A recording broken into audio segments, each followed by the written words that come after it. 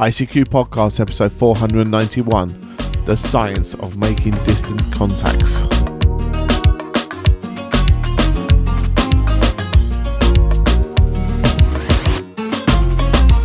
Well, hello friends and fellow amateur radio enthusiasts, and welcome to episode 491 of your ICQ Amateur Radio Podcast, supported this episode by our monthly and subscription donors. In this episode, we join Martin M1MRB, Chris Mike 0 Tango Charlie Hotel, Frank Kilo 4 Foxtrot Mike Hotel, and Leslie Golf 0 Charlie India Bravo to discuss the latest amateur radio news. Myself, Colin M6BLY, rounds up the news in brief, and this episode's feature is the science of making distance contacts. Well, as always, it's your very kind support that keeps your ICQ Amateur Radio Podcast advert-free and produced for you every fortnight, and we'd ask you to continue that support by showing the value you find in the show by doing our very simple value-for-value method. All you need to do is turn your show into a monetary figure that you find valuable. Go to ICQpodcast.com/donate and say you send that figure to us that you found, and so that helps out for our running costs, and it will help the monthly and subscription donors that support us in keeping your show advert free. So please do consider visiting that special webpage today. Right, now we're going to join Martin, Chris, Frank and Leslie to discuss and generate thoughts about the latest amateur radio news, including support for Colombian earthquakes and NASA mission to predict solar storms. As always, hope you enjoy. So hi guys, and welcome to episode 491 of the ICQ podcast, and tonight's news roundtable for that episode. Tonight, I'm joined by Mr. Chris Howard, M0TCH. Hi Chris. Good evening, Martin. Good evening, guys. Glad to be here. Yeah, and I think you, from what you were telling me, you've had a very busy day. So I've had a very busy day, very busy week. It's just, that's just what it is, I'm afraid. Manic, yeah.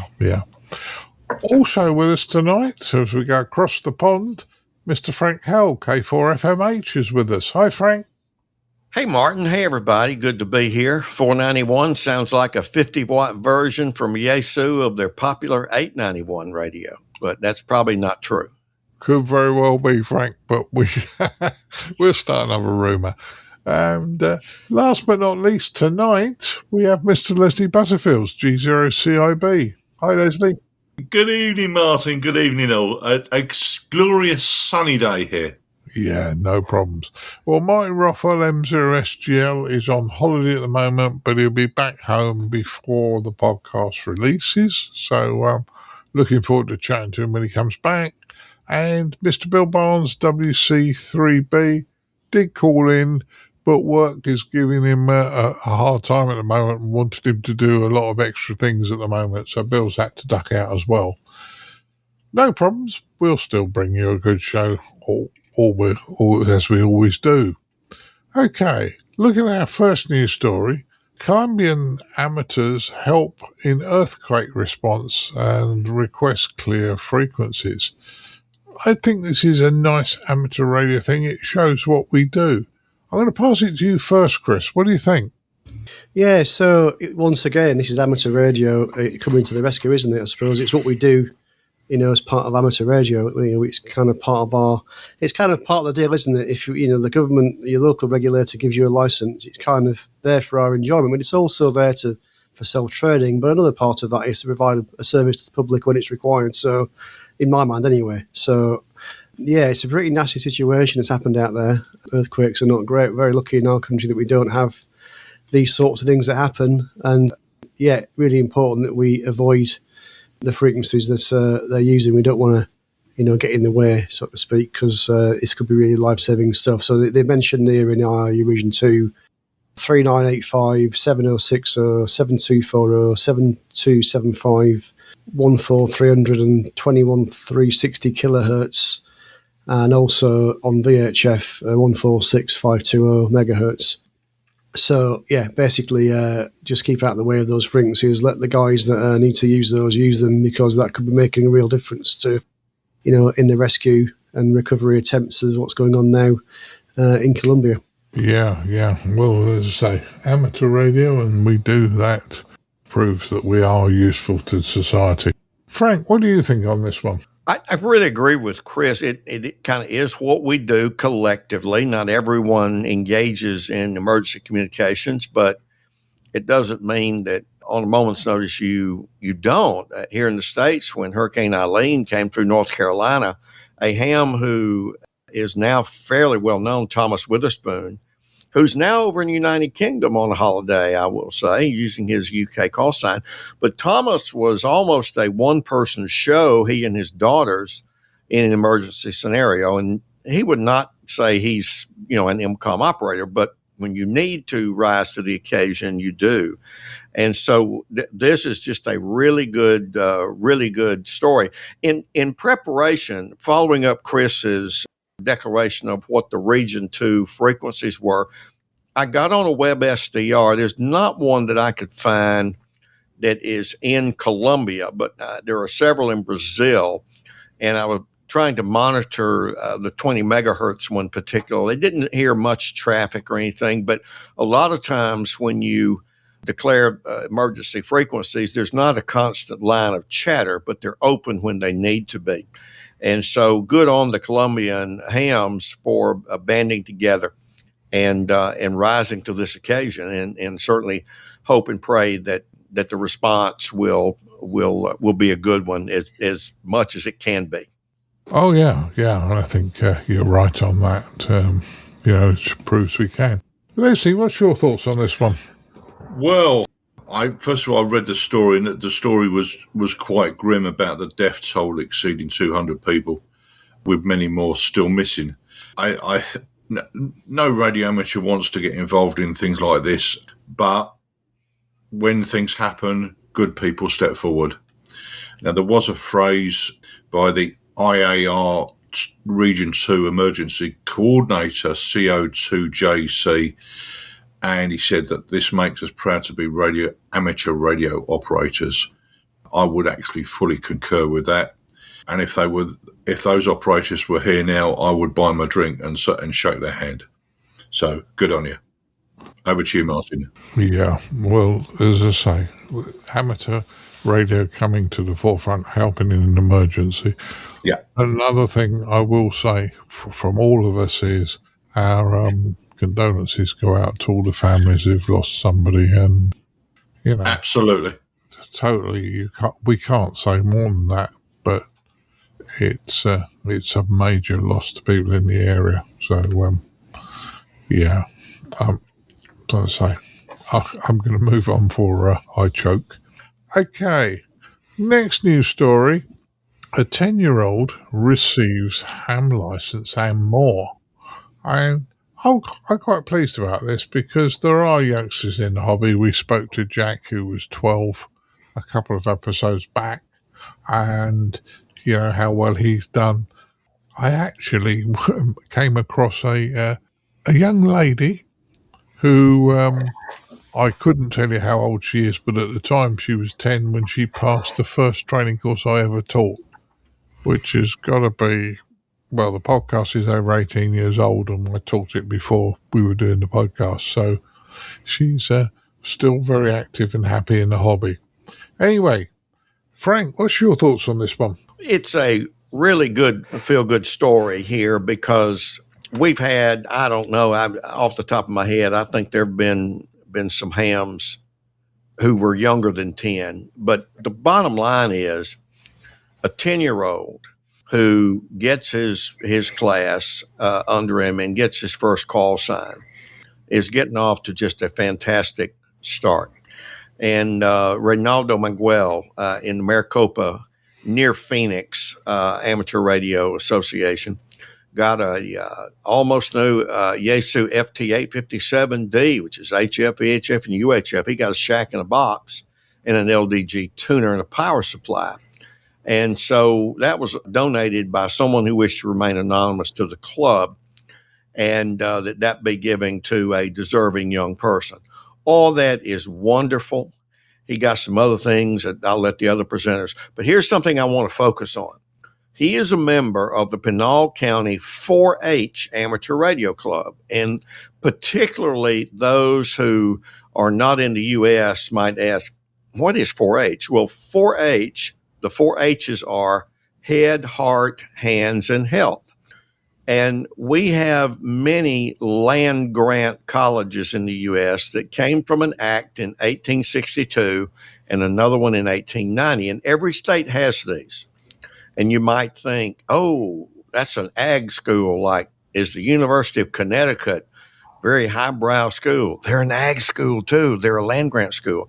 So 4-H is the youth program that was started to educate rural youth into practical things and to help them develop their character, i.e., become good people.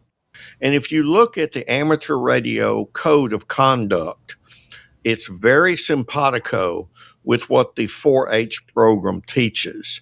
I have for years tried to get the Mississippi section to promote 4-H clubs teaching amateur radio, and I just couldn't get any traction. It just didn't get anywhere. Clearly, that's not the case in Arizona. They have a county 4-H amateur radio club itself. So good on them. And it's a great venue because they teach young people a lot of different things: how to wire a house, how to raise an animal, how to build things, how to do things. And they all go every year. If you move up in this system, if your project is judged to be really good, you go up to someplace like Chicago, and you can win what's called the Silver Tray Award for the best in raising a cow or in wiring a house or in whatever it is. And it would be just a great thing if we had a national award for amateur radio in 4-H. So I'll lift that part up as good on the 4-H group there in Arizona, and good on the Maricopa Club for embracing that and getting this young person off to a great start. Yeah, certainly good one, Frank. And as I say, sounds very good. And, youngsters in the hobby, yes, we're getting them in. Who said it's old uns like you and me? Hey, hi. Hey, right. Yeah. Leslie, what's your thoughts? My first thought was, well done, Ronaldo. Enjoy the hobby. You got some kit very generously donated, which I think is a great thing, and it gives a young person a start, and we can't say better than that. Over to you, Martin. Oh, yeah. Well, Chris, I'm going to ask you what you think, but you got a FT857. I remember going with you when you went to buy it. It did, yeah. We popped along. I think it was like a long way. Was it Derby or somewhere we drove to? I can't remember now. But yeah, I've got one. I use that for VHF and UHF typically. Nice radio, compact, 100 watts. In fact, it's probably one of the smaller radios you can get. It's 100 watts actually. So yeah, it looks like he's done pretty well in terms of, well, just the kit, but hopefully they'll be able to put it to good use. He's got everything he needs. I suppose he's got the radio, the tuner, the power supply. Yeah. Donated to the club, but it needs to be, it's great that they've actually kind of put this to good use, and it's great that he's actually taken an interest. They've actually managed to enthuse a 10-year-old to get involved. Thanks, Frank, for explaining what 4-H is all about. That makes a lot of sense. I'm not sure we've got anything similar here in the UK. I don't know. But kind of youth programs, but it sounds very interesting, and it sounds like they're doing a lot of good work, and they managed to get, in fact, they got a 10-year-old to pass the test. Is great, pass the technician license. That's not a simple thing to do, especially at the age of 10.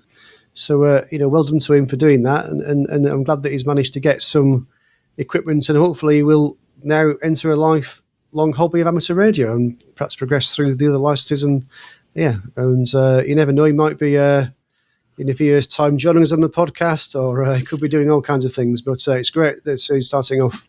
You never know where this hobby's going to lead. It could mean anything from pottering about with radios to, there are radio amateurs that are astronauts, so wow. Absolutely.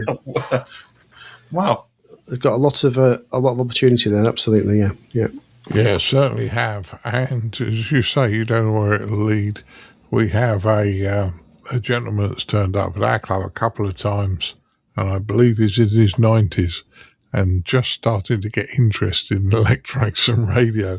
So it's not only a young hobby, it can be at any age. And as I say, enjoy the hobby. That's the important thing. And congratulations to the young lad for getting his license and the nice award of the extra kit. Moving to our next news story, and the FCC charges a GMRS network founder with violations. Frank, I have used I think I've used GMRS frequencies when I was in the States. I think we did do something on that, but I'll let you explain to us what's going on. Sure. I've been following this because, as I've told our listeners, I don't know, maybe as long as a year ago, I got a GMRS license myself, and there's a growing GMRS community around the Jackson, Mississippi area. And I've written some blog posts at k4fmh.com about how many GMRS licenses there are. There are almost as many GMRS licenses as there are technicians in amateur radio. So it's a significant radio service of the FCC. There are some clear differences. And one of those differences is you can't link repeaters together to transmit communications. You can link to a repeater to control that repeater so that you could shut it down or whatever you wanted to do. Now, there's been a tremendous development of the GMRS radio service in North Georgia. For listeners who aren't that aware, that is the sort of southwestern edge of the Appalachian Mountain Trail. And so when you get into North Georgia, you're getting into bona fide mountains. And so you look at the stretch of Appalachian Mountains on up to almost New England, and I plotted the license holders where their mail address is, and you'll see a concentration of them there. Well, why? Well, it's because when you're out hiking and you're out in the wilderness, it's sort of good to have communications, particularly where you don't have good cell service. If we think about the peaks and valleys of mountains, that can block certain types of signals. So cell service is not something that you really can depend on. Now, I will give the North Georgia GMRS radio network their due. They had led the development nationally of linked GMRS radios, and I really admire their ingenuity. However, it was against FCC regulations. Now, the FCC in the Atlanta office has had wind of this for some time. Agent Lee Browning, who's a senior agent of the Atlanta office, been aware of this, been some hams and some others who have said, hey, is this legit? And so they issued an advisory letter, probably a year ago, maybe sometime several months ago, that remember, you can't link repeaters in GMRS to transmit the communications. Well, this group led by Gary Beckstedt, and his GMRS license is WQYU 407. And he also has a amateur call sign WB4GMB. He's had a group, and he's also had a company that sells GMRS radio equipment. And so he sort of came out after the advisory letter and said, kind of on the website and on the air and things, well, I don't think they can enforce it. Well, okay, the FCC has. And this is a reminder to all of our listeners that in the U.S., there was this idea, well, the FCC doesn't really care about ham radio. Well, they kind of do care. And they've hired people to be involved with it. The volunteer monitoring program, of which I've been involved since it was developed, there's a fair amount of activity there. And so there are people listening. And this has put a real damper on what some GMRS operators nationwide were planning to do. This system alone had 30 repeaters. It was the largest network in the U.S. So they have, since this story from Amateur Radio Newsline has come out, this group has announced that they are going to comply with the FCC notice of violation. And I'm looking at that particular order. dated August the 5th now. And so it is something that it's a finite service, only 8 frequency pairs that can be shared nationwide and to have repeaters on them. And so in that area, no one could have a repeater because they were all taken. And I'll end with that. There's a lot more to this story for the listener who wants to delve into it. You can look on YouTube and see a number of things, most of which is fairly accurate as far as I can tell. But yep, the FCC does have teeth, and they are using them here, Martin. Yeah, well, like everybody, ourselves and any other operators of radio equipment, these rules get put in place for a very good reason, so that everybody can operate and everybody can operate safely without causing interference. So that's where I'm going on that one. So there you go. Right, Leslie, what's your thoughts on this one? Well, Martin, I've been listening with interest to what Frank said. The first thing is that the guy is actually in the business of GMRS. So if somebody is in the business of something, they know the rules and regs. Now, let's look at it, not just FCC, let's look at it in terms of Ofcom over here. If somebody inadvertently breaks the rules, not much is going to happen. You really do need to go out of your way and not just do it once, do it several times just for good measure. They prefer not to go down the legal route. 99.9%, I'm giving a figure, but 99.99% of amateurs abide by the rules, and it's not a problem. When somebody says, well, we can put those rules to one side, that's going down not a good route in my book. Now, there's nothing wrong in him complying. That's the right thing to do. Okay, you've been hit with this violation. Very sorry, I shouldn't have done that. Close the system down. But then try to politically, what's the word? I'm just trying to politically try to change the legislator's mind about what the rules should be. Now, there's nothing wrong with that. That's perfectly legitimate. But I just think something hasn't quite. Doesn't sit well with me. Just ignoring the rules. Well, that doesn't apply to us. I've come across this before, and generally people have come a cropper. So, and that's over in the UK. So, but that's my thoughts on it, Martin. Over to you. Yeah, you have to obey the rules. So I know that. So, Chris, what do you think on this? I know you're not an American, but the FCC seem to be taking this quite seriously. Yeah, I'm not familiar with the GMRS service. I mean, I think it's already been said by the other guys, but essentially, over in the States, the FCC do seem to quite regularly enforce the rules, prosecute people for doing naughty things or allegedly. Here in the UK, Ofcom, certainly in the amateur radio space, don't seem to do an awful lot of that enforcement. I think here in the UK, I think they're pretty much leaving amateur radio to become a kind of self-police. I'm not familiar with any prosecutions, etc., in the UK at least, that I know about, and it may have happened. There has been in the past. Yeah, certainly in sort of recent times, I don't think there's been a huge amount of, certainly in the times of Ofcom being around and they become the regulator and taken over from the previous agencies, I don't think there's been a huge amount of enforcement activity. So it seems like the FCC do a lot more of that sort of thing in the States. So that's kind of all I can say on this, Martin. Yeah, no problems at all, Chris. Well, as I say, maybe we're behaving ourselves more this side of the pond. Maybe that's what it is. You never know. Yeah, you never know. Sorry, guys, yours in the States. I was not being serious.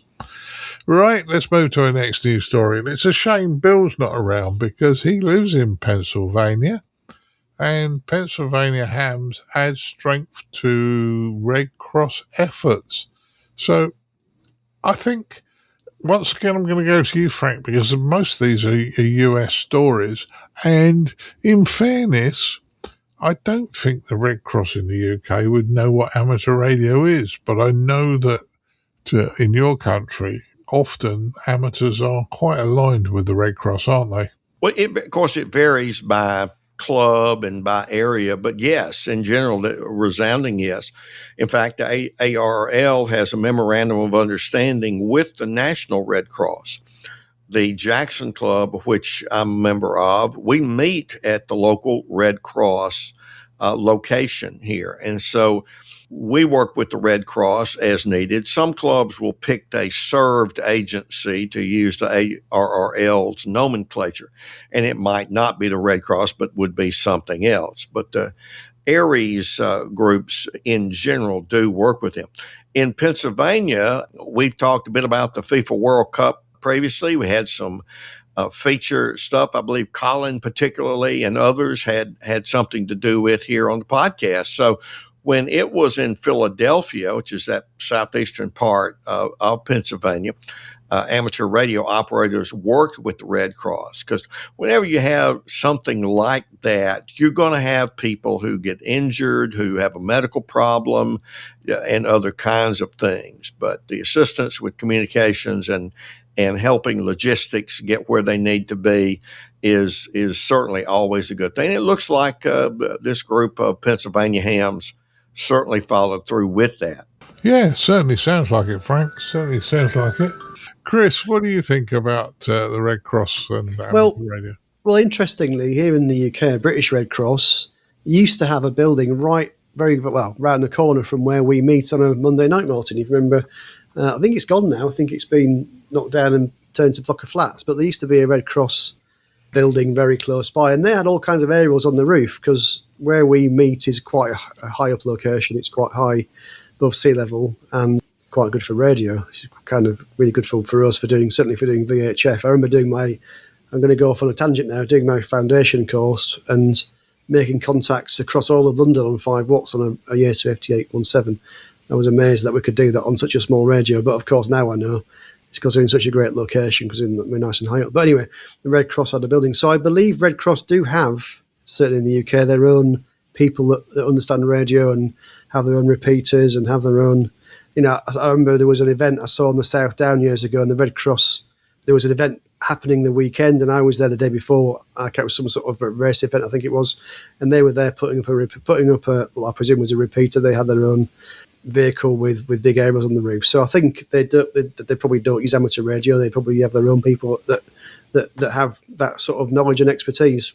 Yeah. I'm going to say it's interesting how. Martin, let me just add one other thing. It's moved. Red Cross did some management reorganization, but here in Jackson, the SATERN, and don't ask me to repeat what the acronym stands for, but Saturn is in fact part of Red Cross. They had an incredibly nice RV outfitted fully for communications and with satellite internet on it. In fact, they would come out to our field day back a number of years ago. That has been moved from here to somewhere else, I think, where it would be more deployable. But in fact, in the U.S., Red Cross is very actively involved in amateur radio and put some money into it, actually. Yeah. Oh, yeah. Leslie, have we left you anything to say on this one? No, I think it's good when organisations work together. There is a synergy between the two, and I can understand how the radio amateurs would fit into that role. We have some issues with volunteer organisations at the moment, and there's some legal issues going on. So I'll leave those to another podcast. But it's good when organisations work together. Martin, over to you. Oh yeah, we're very pleased with that, and yeah, the Red Cross do a good job as well. So that's a positive all round. Okay. Frank, you're going to get fed up me giving it to you first every time, but as I said, it's pretty much a US-centric, although it is interesting to other parts of the world what's going on. You sent me a story that said that NASA Punch mission is now accurately predicting when solar storms will hit the Earth. Well, from an amateur point of view, yes, we would like to know this, but there are other organisations that probably ought to know this as well. So over to you, Frank. Well, it is in that NASA is a U.S. Government agency. It's U.S. centric, but NASA does things around the world in collaboration and with helping to pay for locations in Australia and places like that, Spain and others. So while it is a U.S. Based story, it certainly has worldwide implications. In our run up to the recording, I liken this to our terrestrial weather. We all probably have apps on our phone. Like we're in a heat distress time. We're between 95 and 100 degrees every day, and heat index is up to 110 or so. And so we need some rain. Well, it's projected to rain about 6 o'clock as we record this on Wednesday before the Sunday. Well, okay, that's a forecast, right? And we're going to get rain due to pop-up storms, not a storm front moving, but something that with the heat and the constellation of that physics in the meteorology, they're going to predict a pop-up storm. Okay, all well and good. Put that in space for space weather, and one of the events for space weather are these coronal mass ejections, or CMEs. We've all said, we've all heard, the bands are today. Oh, didn't you see? There's a big CME that's hit the Earth, and there's several ways of classifying them and so on and so on. So this mouthful punch, polarimeter to unify the corona and heliosphere mission, is a series of 4 microsatellites that monitor the sun 24 hours a day, 7 days a week. And they start taking images of CMEs. Now, listeners have heard a good bit about Scott McIntosh, the solar physicist out in Colorado, and I've worked with him on their model of the sunspot cycle. I've learned a lot from Scott.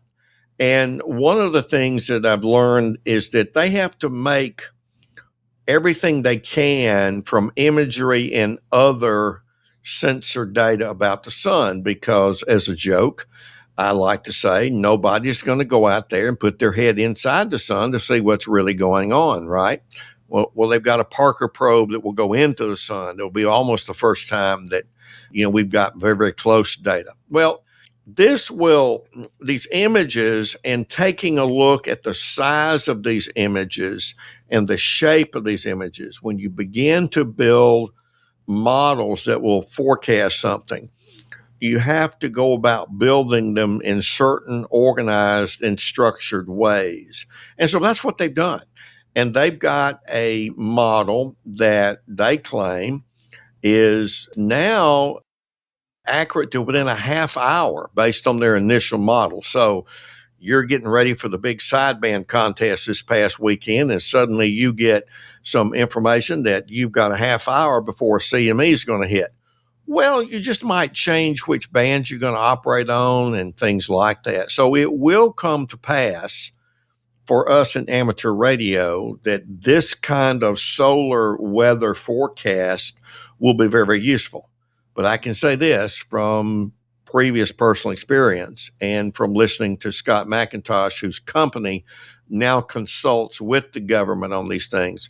If you think it's important to hams, it's a lot more important to the military that uses GPS and satellites for a lot of their planning and operation. Back to you, Martin. Oh, yeah, it's always interesting and finding out new things, which is good. Leslie, what's your thoughts on this one? Well, I think Frank's covered the subject very, very well indeed. On one end of the scale, we got, as Frank quite rightly pointed out, how it affects radio amateurs, how it affects band conditions, SIDS, sun ionospheric disturbances, CMEs, and that type of thing. That's on one end of the scale, and we have apps on our phone that give us a simplified guide to what they're not absolute, but they're a guide to what's occurring. But the reason why it's very, very important, and I think Frank certainly alluded to this, is it can knock important systems out totally. It's just like a big massive electron storms, and the system just goes, I'm not working anymore. So it's not just a case of on one end of the scale, the level of ionisation affecting the MUFs and all that type of thing, it can knock systems out. So the more accurate, the more knowledge they have about this and knowing the quantity and when it's going to hit is very, very important. I hope I've covered it okay. Over to you, Martin. Oh, yeah, and we have to realise, although amateurs will get some benefit from this, we weren't the main people that they were trying to serve. Chris, have we left you anything to say on this one? Yeah, I suppose I'm just looking at perhaps a slightly different angle on this. So, yeah, absolutely. This is great that that they're working on this stuff, and we know that coronal mass ejections are very interesting and having effects on radio and other electromagnetic reliant applications. But it seems like this is using 4 micro satellites, and this seems to be a bit of a trend. We've seen this with things like Starlink. There seems to be and I suppose working as an IT architect, I think about these things. There seems to be a trend now towards, rather than having really big things that like a big radio telescope, for example, we've now seen, and we've reported recently on a project where they're going to be having 1,000 very small dishes that are going to go up in the sky. And then if one of those breaks, well, they just fix that one or take it out of service and replace it at some point.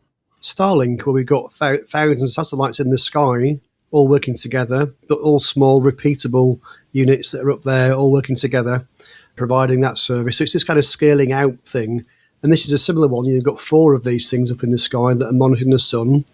I don't quite know how the 4 work together, but it just seems to be a new way. But, microsatellites, cheap, almost, I wouldn't say disposable, but certainly easier, cheaper to launch, cheaper to build, cheaper to develop solutions, which seem to be kind of now in favour, and I can sort of see why. So it's kind of another one of those, which is it's great. It's going to be doing some great research into modelling solar storms and that sort of thing, how we can improve that sort of thing, keep saying that sort of thing. And it could be really useful. But yeah, it's just another one of these things as part of this trend of seeing lots of small things working in tandem. Seems to be a new way of working, which I think is perhaps the way things are going. Chris, I think the word you were looking for was redundancy within the system. So if absolutely, things go down, it doesn't matter. Yeah, redundancy and just repeat it. You're just making something cheaper, quicker to launch, lots of benefits to doing things this way, rather than what we've seen in the past with these big radio telescopes, where again we've reported recently where we've had Jodrell Bank going offline and the Arecibo radio telescope going offline, and because of big issues, and they're very hard to repair and very expensive to fix and very expensive to put in place. And this way of working, this kind of way of scaling out the small, repeatable design seems to be, certainly lots of benefits, including, like you say, kind of around availability. Yeah, well, it's interesting, Chris, and I think us amateurs being on the periphery of this, we will get some advantage of it as well by knowing this information. So, all good one. Right, moving to our last news story. Once again, I'm going to give it to Frank first because he dropped this one on me about 10 minutes before we went live. What triggered the POTA France purge? So, there's been a massive purge of POTA sites in France. Over to you, Frank. Well, Martin, I'll give my best rendition, and if I'm proven wrong, it's error. With honesty, you look at 2 sides of a story and you try to help it make sense. POTA, Parks on the Air, has grown from 2016 from the POTA that ARRL developed for a year with national parks, and it is a very very active. I'll say it in a low-key way, understated. It's a very active program, and it's been worldwide in many ways. Well, they have these mapping coordinators for areas in the U.S., like mine lives in Tennessee, doesn't live in Mississippi, but, it's not here. So you had a mapping coordinator for France that seems to have been a good soldier. He spent the last 3 years adding what in France are called ecological zones, and there is an abbreviation for them called ZNIF, Zone Naturelle d'intérêt écologique. If we had Edmund here, he would laugh and correct my French here. But it's a French zone to protect regional biodiversity and ecological value. Okay, so he spent 3 years putting these in the POTA system. And all of a sudden, recently, within a week or so, he wakes up one morning and looks in the database that he had created, and he says roughly 85% of French parks were deleted. He contacts POTA Incorporated. I'll call it that because that's kind of the company that owns POTA. And basically some version of, well, those aren't parks. And he goes, well, they are parks. They're not very different from what you have in the U.S. And they go, well, no, it's not. Well, we're POTA and you're not, and we took them out. I mean, there's some version of that. And so he resigned and very quickly stood up a different program. I think it's called Park-Community, with basically all the same data in it. And people can export their POTA logs in ADIF format and import them, and away you go. Well, to the extent that there was an issue here, the Q5 ham radio Substack author, Kevin is on the board of POTA, I will say. They issued a response. We'll have that in the show notes. And I looked at this, and as listeners know, I've been studying parks. There's a group of us that are concerned that what we would call locally owned and controlled parks are just not in the POTA database. And yet my research shows that, 2/3 or more of all hams are in urban areas. So there's a great mismatch. And a lot of people have to drive an hour or more. So there's this issue, right? And POTA's decided that they're not going to have local parks. So I've been looking at parks a good bit. So I looked at the French ecological zones. And as I said, they're recognized by a group, the French National Museum of Natural History. That sounds pretty legit. And they document animal, plant, fungal species and their heritage habitats and all this. And I go, well, okay, boy, they seem like some nice places, but are they parks? Well, in the U.S.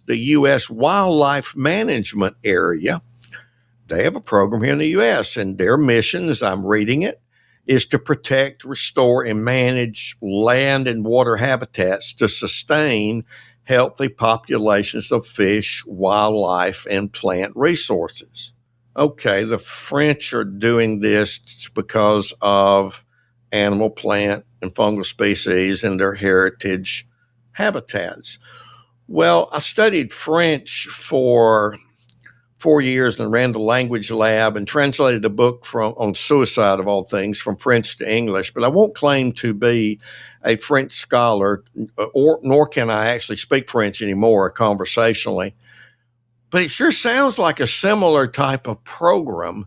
It's okay in the U.S. according to POTA, but it's not in France. Now, they had a problem with wildlife management areas in Virginia about a year ago. We covered that. And the people in Virginia said, well, we don't want ham radio in here. It's not the correct land use. So I don't know what the answer is, but for a program, certainly here in the U.S. and sort of growing around the world, to be as popular as POTA, for it to suddenly, and there's no other way around it, kind of pull the rug out from the French mapping coordinator who spent at least 3 years working on this. Why wasn't this raised earlier? I don't know. Any controversy has different sides to the story. And so basically there's an eligibility mismatch. There's different global standards that the POTA board is kind of referencing. And there was clearly a communication breakdown. So this is what it is. And if I'm wrong about anything, then I've tried to get the gist of it. And reading both responses and some of the YouTube presentations about the issue, there seems to be a hard line that we're only going to use federal and state, what we're calling parks, and nothing else is going to count. And that's okay. That's really POTA's business in a lot of ways. But certainly the French have withdrawn from it, the mapping coordinator, and stood up their own darn program. So that's it as I know it. Yeah, very interesting, Frank. And let's say this one's fairly hot off the press. Leslie, what's your thoughts on this one? It's why I'm no longer involved in committees. These type of things, I fix mechanical and electrical things. I can't fix human beings. So, and I tend to sort of go into meltdown when I hear things like this. So it's not really my cup of tea, to be honest. I prefer to fix things. Who knows what's going on? Like Frank said, there's two sides to this. Would they sit round it with a beer and sort it out between themselves? I think that's the best way forward, to be honest. Over to you, Martin. Yeah, it's always interesting. Everybody wants to be king of their own anthill. Chris, have we left you anything to say on this Parks on the Air subject? Yeah, not much. I think Frank obviously went into a lot of detail there and probably covered most of this. It's 85% of the parks now removed from the database is a big cull. So yeah, I guess there's some political stuff going on here. Don't know the details. Personally, I think we've got Karen and we've got Ed. I know both are very keen POTA activators that are not on this episode, and I'm sure they'd have some thoughts on this one. Personally, if you're going to go out and operate in a park, just go and do it. If it's not part of POTA, so what? Just get on and enjoy yourself. If the park you were going to go to in France just happens to not be one that's on the official list, hey, go and work. All right, I get the point. If it's not on public land or you're not allowed to be there, that's a different matter. Trespassing is a different matter. But if it's somewhere you're allowed to be and you're allowed to operate a radio there, go ahead and enjoy yourself. And okay, you may not get some points or whatever it is to the POTA program, but you still have an afternoon of fun or a few hours of fun doing something. So I wouldn't, don't let this put you off, is what I would say. And I'm sure that the politics will sort itself out at some point. Oh, true. But equally, when sometimes you look up at the POTA sites, you suddenly find there are places to operate that you wouldn't have even thought about. So it's 6 of one, half dozen the other. If you do get into the POTA program, it's fun. You may go places you wouldn't normally go. So it's across the board, but it just seems a shame if you've been working for years building this up and then somebody rips out 85% of your work and throws it in the bin. I can understand why the guy got very upset. Anyway, and I can imagine if you've already worked a bunch of those, if you've already been to a bunch of those, activated a bunch of those sites and suddenly they're no longer legible, that might affect your points and things. So it's a bit of a shame, but yeah, end of the day, I believe if I'm interpreting the UK culture correctly, that will be throwing a big cat among the pigeons. No, absolutely, yeah. Or the hand grenade in the room. Or the baby in the bathwater somewhere. I'm sure there's lots of those we could pull out, but yes. Yeah. All the storm in the kid teacup, Yeah. Well, especially if it's got a dunking biscuit in there, Leslie, yes. Oh, dear. Well, that concludes our news stories. Frank, I made you go first every other time, so I'm not going to do it to you now. Leslie, what have you been up to since we last spoke? Well, apart from getting better because I had a bout of illness, but apart from that, that's in the past. We're much better now. What I've been doing this week, last week and this week, I've been having a repair session. I had a bit of time and I thought, I need to look at those radios. And I got through about 5 or 6 projects, one after the other. And I thought, let's have a look at that one. Get that one on the bench. Yeah, got that one working. Then another one. And then there was a little bracket I've been making for the X6200HF transceiver. And I made a little bracket for the antenna. That's done. So I've been... And it's brilliant. Thank you, Frank. It's a brilliant piece of engineering. It is a bit what we call Heath Robinson. Yeah, I think it'd do the job. But anyway, it's been a really productive week. So, and I had a vertical HF antenna that I was in the field with it last year and I couldn't get the thing to work properly. So I'm looking at this thing and I'm putting multimeters on it and nothing's occurring. So there's a box at the bottom, and I thought, look, I've had enough of this. So I took a big hammer and I smashed this box open. And sure enough, there was an Allen, not a 4-to-1, it was simply a 1-to-1. And it had a cable to the centre pin, and the centre pin to the 259 had broken off totally. And I thought, that's why it's not working.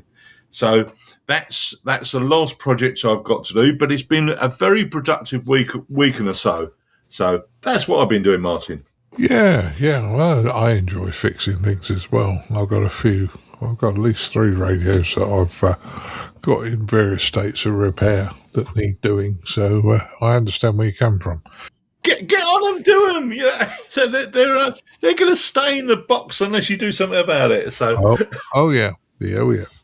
Chris, what have you been up to since last time we spoke? Well, talking and getting on and doing things, I've been procrastinating about my QMX Plus kit. It's still sat in the box. I've had it since, I think, Christmas last year.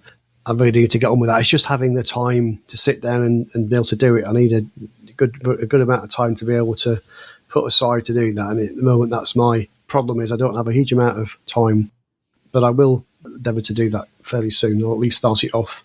Stuff I actually have been doing. So you'll remember that I was a volunteer at WRTC a month or so ago, and after the event they were selling off some of the equipment, and I bought a couple of dipoles, commercially made dipoles, one for 40 metres, one for 80 metres, and I thought I would change my aerial at home, even if it's just temporarily. I have an off-centre fed dipole that I've had for many years. I built it myself, but made my own balun for it, 4-to-1 balun. But it's never been brilliant. It's okay. On certain bands, for example, on 40 metres, it tends to cause a lot of interference in the shack, and I was worried about what interference it might be causing my neighbours as well. So I thought, well, I'll tell you what, 40 metres is a good all-round band. It tends to work okay in the day and in the evenings when I might be operating. So I thought I'd do a swap. So I put this 40-metre dipole up. It's obviously, and I did a little bit of tweaking just to bring it up to the SSB part of the band, because I think it was more tuned for the TW end of the band.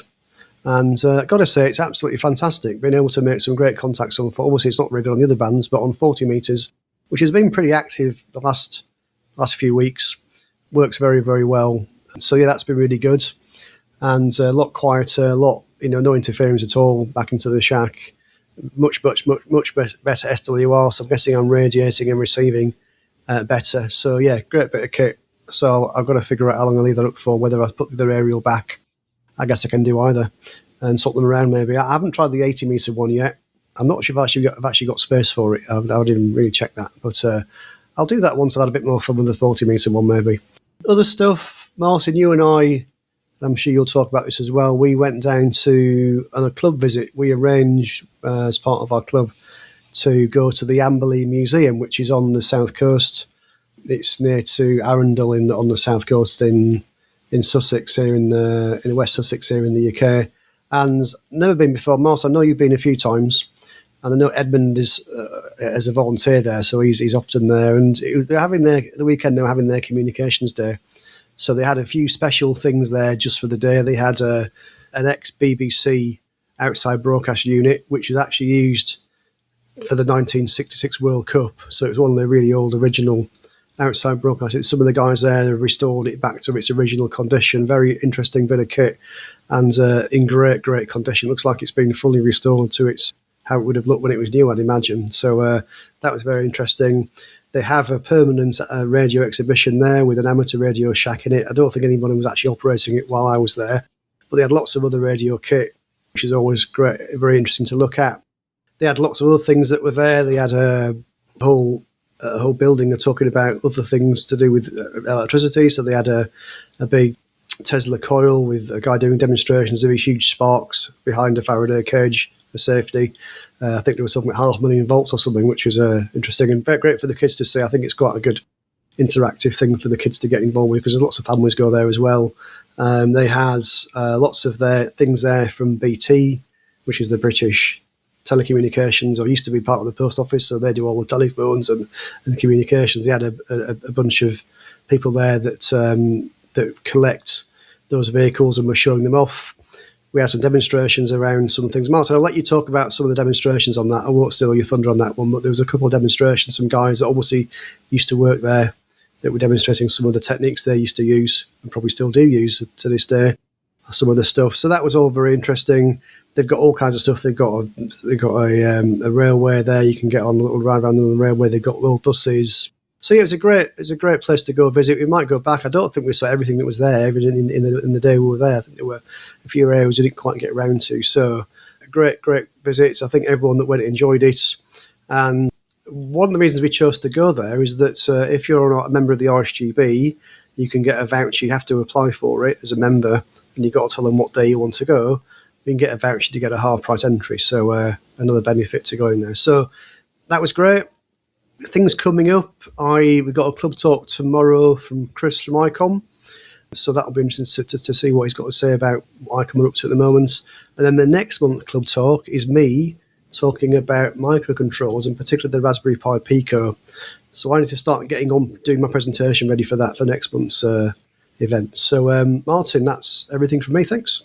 Yeah, you've been busy, and I know you're busy at work, Chris. So, yeah. But our trip to Amberley was great. Frank, what have you been up to since the last time we spoke on the podcast? Well, I filled in for Dan. I guess it was Dan for the other team the last time. So I've been on 3 cycles in a row. So I don't want to repeat too much. I've been preparing for Churches on the Air coming up on September 12th. For those listeners in the UK who plan to participate in CHOTA, if you're interested, we will get on the air about 8 o'clock our time, and that's about 4 or 4-ish, which is kind of the wind down time. If you're interested in trying to jump the pond here, we'll be on 20 meters, and at K4FMH.com, I've got a little article with a frequency we'll try to turn to. We've not done that before since I tried to, in 2023 maybe, bring CHOTA over here. We've not jumped the pond before. So if you're interested in trying to do that, would love to do it. Been checking equipment, antennas, and that kind of thing, getting ready for that. And apropos of our French Revolution story, I guess we might call it, on the POTA thing, I've been studying U.S. parks to look at potential sites for an alternative program that includes local parks. And I've been heads down many days looking and using a combination of AI on the rules for the park, satellite imagery, and Google Street Views to vet particular parks that are privately owned and privately managed, to see if they've got things like seats and tables and chairs and things where they want people to sit down, and how squeezed in. If you're in front of a corporate building and you've got a plaza there with a coffee shop and a lot of people crammed in, you really don't want to be operating amateur radio in that environment. So having to make a good bit of judgment there based on practical sense, RF exposure that Leslie knows more than I do about, and things. So going through that part, trying to get that to a close. Finished up my 43-foot vertical antenna with correcting some bad engineering. I had been clamping it to a patio stand for an umbrella, and at 43 feet is just high enough to be unwieldy. So I've taken a surveyor's tripod and mounted some PVC in the center part, and it gets some aluminum struts up about 6 feet in the air, and it holds that 43-foot fiberglass mast up well. And as many listeners know, at 43 feet, that's a little bit of a random or non-resonant antenna. So you put a tuner at the bottom, or say a 4-to-1 or something like that. Got all that pulled together and getting that together now that my arm is getting better from my rotator cuff, and getting ready to go to the Huntsville Hamfest. It will be over by the time this drops, and we'll be on the way back home. And one of the highlights for that for me is that my original Elmer, Mike Holmes, who lives in Franklin, Tennessee, I saw his ham shack in the bottom of a 100-foot windmill. He had a Heathkit and an ICOM radio and a Mosley tri-bander. And this was in the late 60s during that incredible sunspot cycle. And he was talking to South Africa just as clear as you're listening to this podcast. And so a few years ago, Mike decided to get back into ham radio, and I've been helping him a little bit with some equipment and things. And he's coming. So I'll get to lay eyes on my original Elmer at the Huntsville Ham Fest. And it's been, I'm 73. Gosh, it's been over 60 years. So wow, that's going to be fun to see Mike, and he's coming down from Franklin. So that's about what I've been up to this past 2 weeks, Martin. Yeah, well, sounds like you have been busy, and I thank you for joining us on the other group last time. Right, what have I been up to? Well, to start with, not much radio at first. My grandson came over from Southern Ireland, rather, and Connor's 25. He's doing his study for his exam. He's going back to do his master's degree, so that'll be a good one. And I spent some time with him. We went up to the British Library, which is well worth a visit in London. If ever you guys come over, or anybody comes down to London, next door to St Pancras Station is the British Library. You won't get into the reading rooms where all the good books are if you don't have a pass, but it's still worth a wander in and have a look at everything that's there. Right. Now, the other thing is Frank told me about a special programming lead that he found on, I'm going to say Amazon, and it's a USB one end, and it's got about 10 leads the other end. It goes into a little box and 10 leads the other end, and it programs most, not all, but most of the handy talkies that are around. So I've got one. You have the 8-lead one? Yeah. Yes. Right. Yes. Yeah, that's great. So it's an interesting little device. Mention it. Colin and I had birthdays last week. Being an even year, it's Colin's birthday this year, and mine when it's an odd year. But yeah, so that was good. And like Chris said, we went to Amberley Chalk Pit. Oh, it's not Chalk Pits Museum anymore, but Amberley Museum, and phenomenal. There was some interesting couple of guys from the old telephone company, British Telecom, was showing splicing coax and how he did it and how they tested the poles, the telegraph poles, to make sure they're safe and not rotting inside and all those sort of things. That was interesting. Lots of other bits and pieces which were well worth a chat, and I ended up having a chat with lots of people, as most people would think I would anyway. Just on that demo, they were actually splicing fibre optic cable. Yeah. That was like as thin as a strand of hair. It was quite interesting to see just how they could connect together a cable of that type. Fascinating, really. Yeah, it was the fibre optic cable they were joining. I would suggest it was about the size of a human hair, and it stripped off the insulation over the top of this bit of glass, and I couldn't see the glass. I probably would have needed my glasses to actually physically see the glass. It was that small. And then he made the joint and joined them together. So a hell of a lot going on there. Well worth a trip, and as I say, fun day out for everybody. Last thing I did, and this sounds like a bit of an advert, but for those of us who've got ICOM IC9700s, having spoke to, and I won't say who because I don't want to put him into trouble, but one of the senior ICOM guys about it, and I said, my IC9700 is not very frequency stable. And he went, yeah, that's a feature. So, yeah, it's a bit of a bad design.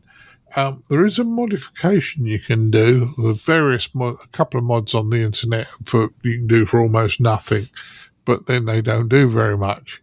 Though if you want to fix the problem and make it really stable, there's a company called Leo Bodner, and what you do is you effectively insert a little board inside the radio with a cable to the outside, and you connect up a GPS unit with a little GPS aerial, and that locks the 9700 smack on frequency. It is so solid. It used to annoy me even on FM when I was sitting there watching, having a conversation with somebody, and it was drifting off. Not by much, but enough to annoy me. And I don't want any drift, so when you're doing the digital modes, you don't need drift at all. So that Leo Bodner board, I know a lot of people have got very excited about it, and there are YouTube videos on how to fit it and one thing or another. It ain't difficult. You don't need a soldering iron. The only thing you will need, if you haven't got it, is some JIS screwdrivers or a JIS screwdriver, the Japanese industry standard.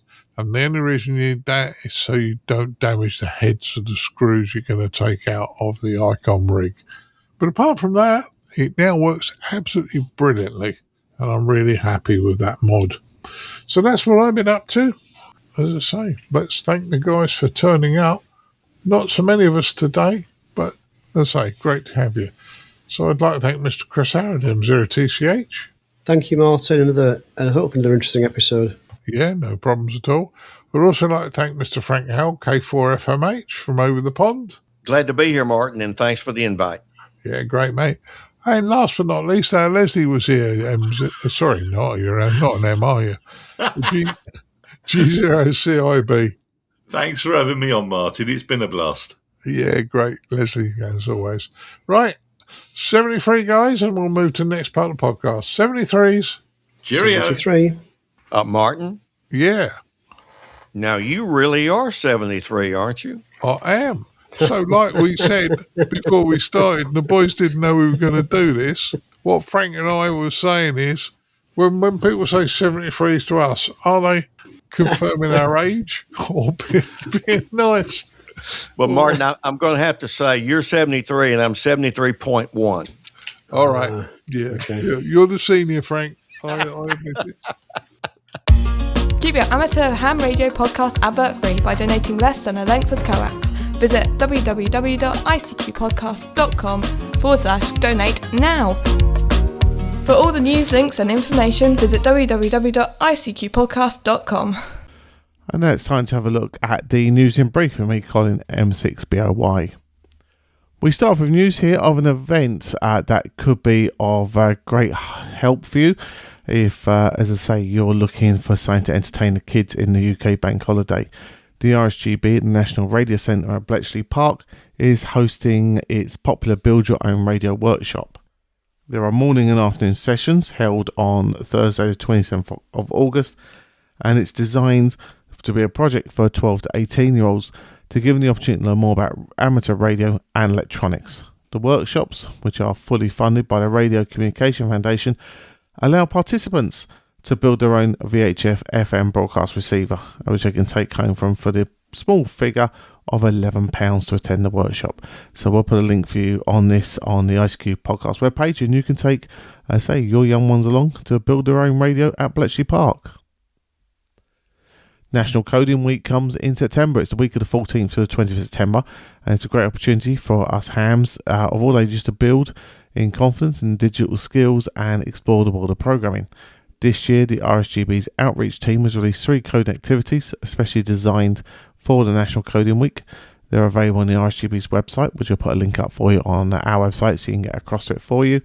And it's allow you to, directly share with youth groups and those people that are tech savvy or complete beginners. So a great opportunity to get your coding skills working and in support of amateur radio.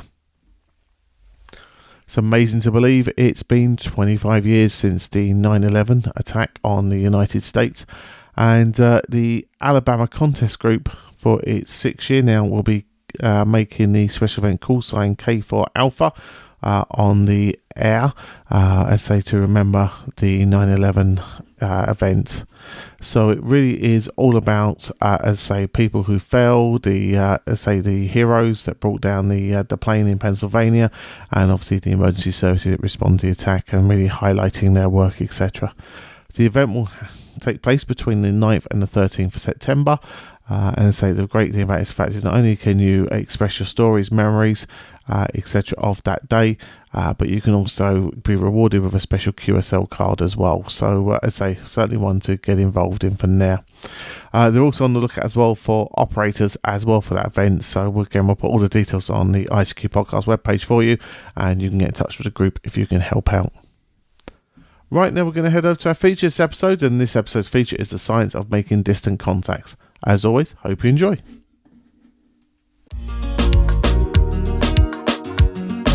And now for this episode's feature from the ICQ Podcast.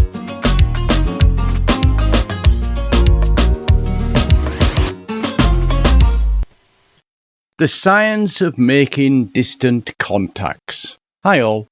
I'm sure the impressive title got your attention. And before I start, I know several of you will say science has nothing to do with getting contacts.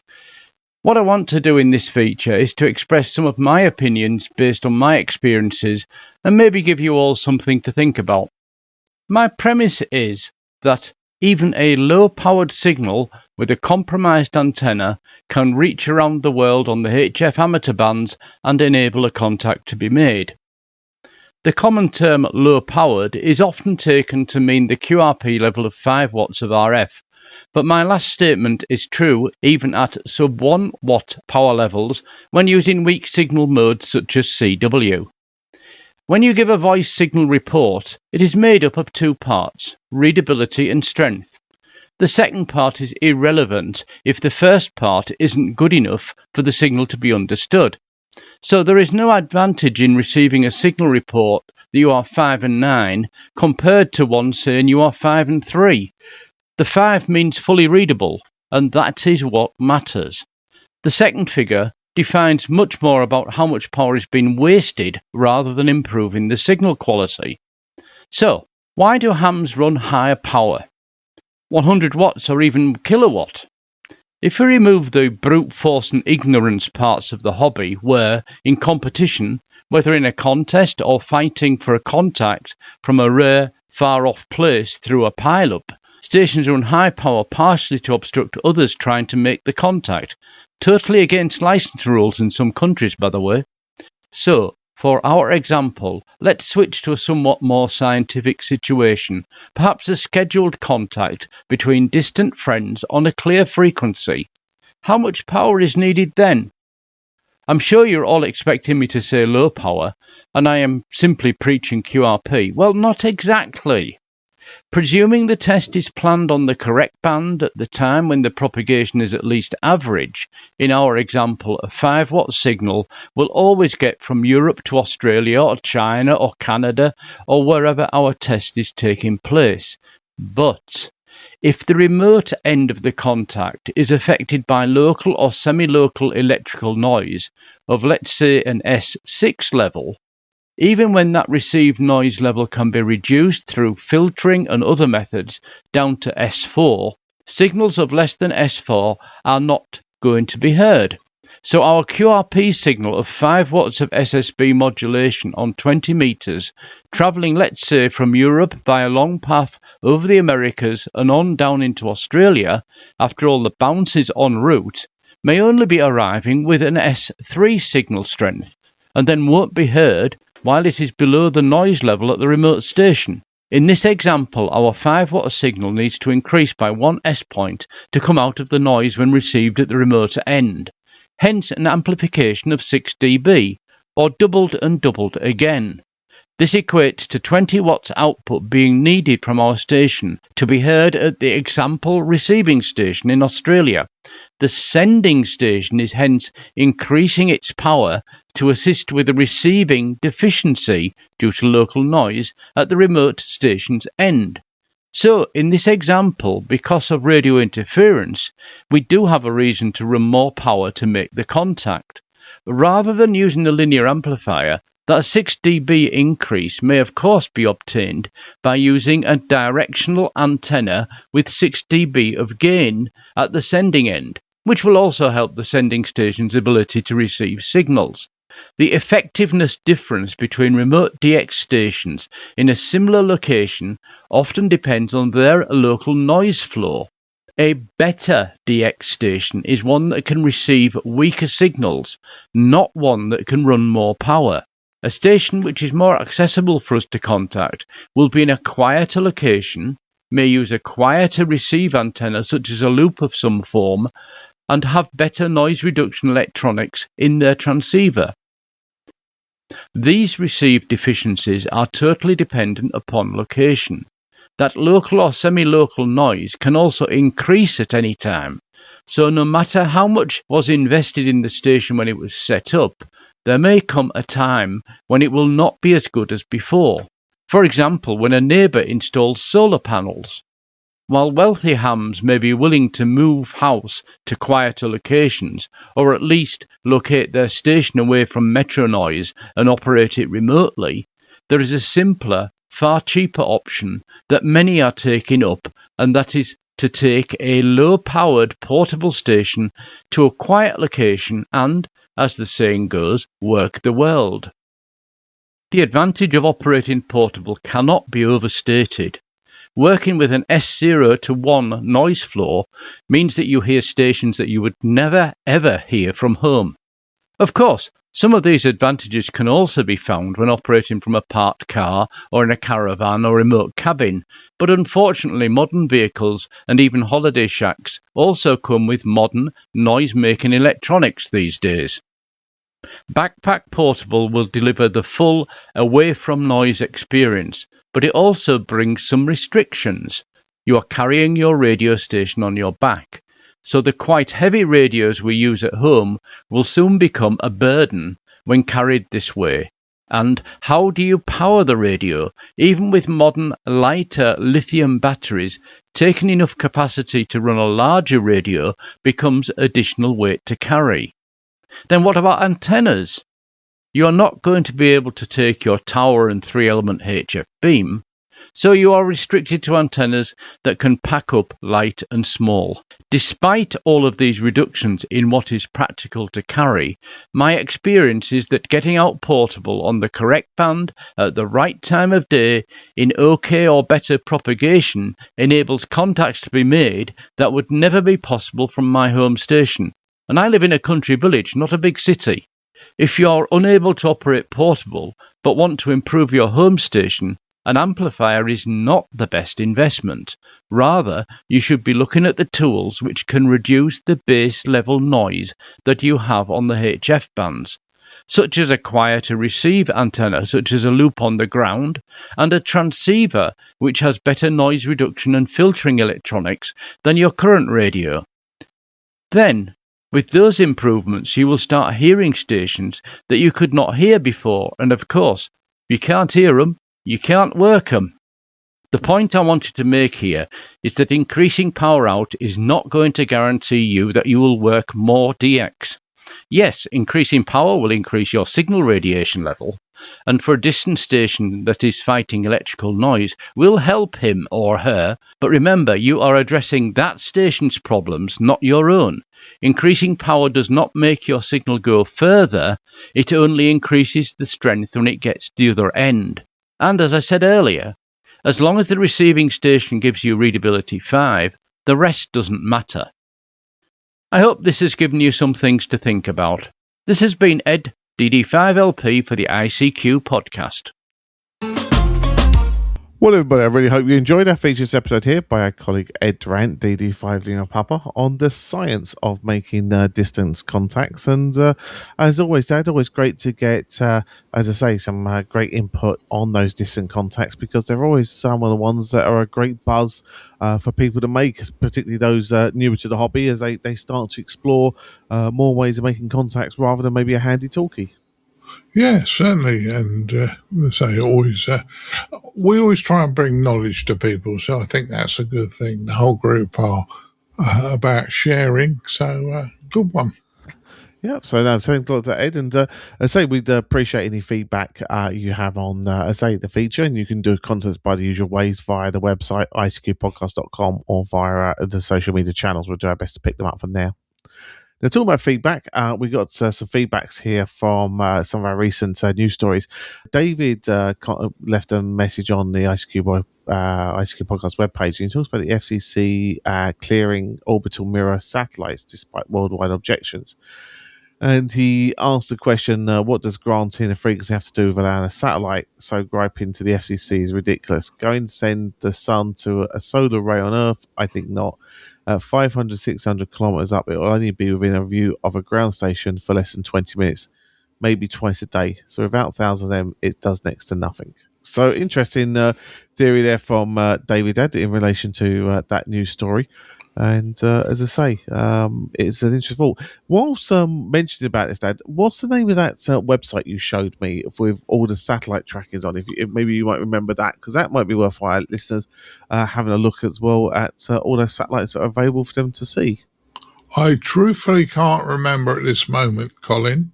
However, I will find the web link for this fantastic website that shows all the satellites that are in orbit at the moment, and it will frighten the hell out of most people, the amount that's up there. I'll find the link and you can put it in the next newsletter. And therefore, if people don't sign up for the newsletter, you ain't going to get it.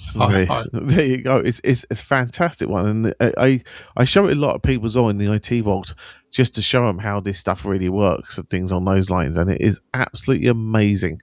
As I say, what you can see with this website. So as you say, we'll pop that in an upcoming newsletter. We'll find that link, and I know you sent it to me, and do you think I can find it when I need it? So go and find it there. Yeah. So going back to David's, feedback to us, the FCC are obviously involved from an American point of view because the satellites have to be communicated with. They'll have uplink and downlink frequencies. So, the FCC will be involved. Really, the mirror one, we covered this, but more as something that was out there, and it's an experiment. So we were kind of telling you that potentially this could happen fairly soon because the company's been given the go-ahead to put up a few satellites to try this out. So in fairness, it's still at the experimental stage, but at least you know about it if it all goes live. My opinion, truthfully, I hope it doesn't. But I don't want to keep you in the dark, that's all. Yeah, very true. Always great to get knowledge, as you say. So certainly, as I say, one to keep an eye on now. Talking about knowledge, Margie A posted saying he tried to access the Ham GGP accounts and unfortunately was unable to create an account on the service. Now, I must say, I haven't tried this. I actually find the general sort of AI agents good enough for what I need at the moment in this world. So I've been able to use my paid accounts in other areas. But so I'd be interested to know if anybody has had success with the Ham GPT product and see if there's any benefits from there. So I don't think you've had a chance to use it either, Dad. So I suppose what we'd say to him is keep on trying and hope for the best. But as I say, it's certainly, I suppose, an interesting way of changing the way we search and the way we find information, etc. And I'd say the Chat GPT would just be probably more focused on amateur radio content rather than a general Chat GPT type of bot that's looking at the whole sort of wealth of knowledge across the board. So say if anyone's had success with that, let us know. Or say, Mario, maybe you've created the cat in the meantime and got going from there. Looking at the plans, the paid options are easily reachable, shall we say, from an early start. Will probably don't give you a lot of power, would be my my thought on this one. I don't know, Dad, did you have a chance to have a look at it, or are you still, as I say, keeping to the main stuff? At the moment, I'm finding that my Google Gemini does pretty much most of what I want. It is on one of the many things I need to do, but in fairness, I've been overwhelmed with a whole raft of things that have happened recently. And it's another one of these things. We bring it to your attention, guys. Some of the guys have used it, and some of the presenters have, but I'm not one of them, I'm afraid. Yeah, I was just checking in. I mean, you have to sign up for an account, even do a basic search on it, which is a bit unfortunate. I was going to say, I just throw a quick question just to see what it did. So it does look like you have to create an account on it. So no, look, guys, if anyone's got any, say, suggestions of how this could be beneficial, go for that. And we did a feature a while back where maybe talked about some of the negatives that could come down the path on AI in ham radio. But if you've got a positive use for AI and ham radio, we really would love to know how you're using the product and say if it's as they could be making life easier for hams in the hobby. So it would be great to hear from anybody from there. Now, talk about making things easy for people in the hobby. The next ICQ podcast digital talk group net will be coming up, where we basically bind together all the different modes for digital talk group, bring them all together and allow you to communicate across all the different networks. So the next talk group is 0800 UTC to 1200 UTC on Saturday, the 5th of September. So we would love to have you with us on that date. So please pop that into your calendars. So just confirm Saturday the 5th of September, 0800 UTC to 1200 UTC. Be great to have everybody there. And say you might get a chance to talk to not only your fellow listeners to ICQ Podcast, but I hope you have an opportunity to catch your favourite presenter as well and ask any questions you may have. So please feel free to get in touch with us from there. Right, I think that about sums up everything for episode 491 of the ICQ podcast. We'd obviously like to thank the guys joining us in the news round table. The last important thing to do down now is obviously to make Mrs. B a cup of tea and find her a nice treat. And say you look forward to the weekend. Certainly will, Colin. So, we'll go and sort Mrs. B out in a second. No, that's wonderful. Well, listen, guys, I'll bid you all 73s. Continue to enjoy our wonderful hobby, and we'll catch up again in a fortnight's time. 73s all. 73.